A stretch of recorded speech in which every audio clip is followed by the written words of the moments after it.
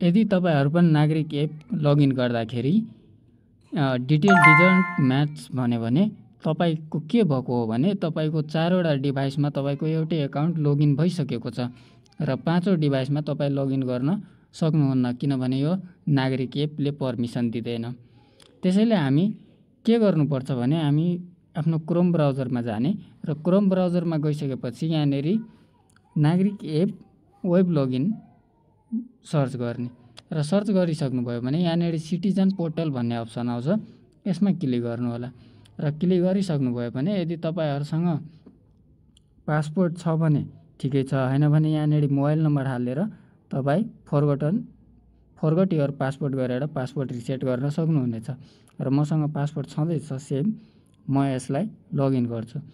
र यो चाहिँ हाम्रो वेब लगइन पेज हो र यसमा सिम्पली तपाई यहाँ साइडमा सेटिङ हेर्दै हुनुहुन्छ, यसमा जानु होला र यहाँ गइसकेपछि यहाँ माई डिभाइस भन्ने अप्सन छ, यसमा क्लिक गर्नु होला र क्लिक गरेर यहाँबाट तपाईको 4 वटा डिभाइस हुन्छ। यहाँ मेरो 3 वटा अहिले देखाइरा छ, 4 वटा हुन्छ र सिम्पली यहाँबाट तपाईले साइडबाट यसरी डिलिट रिमुभ गर्न are you sure you want to remove भनेर छ, यहाँ रिमुभ गरिदिनु होला र फेरि नागरिक एपमा तपाई ट्राई गर्नुभयो भने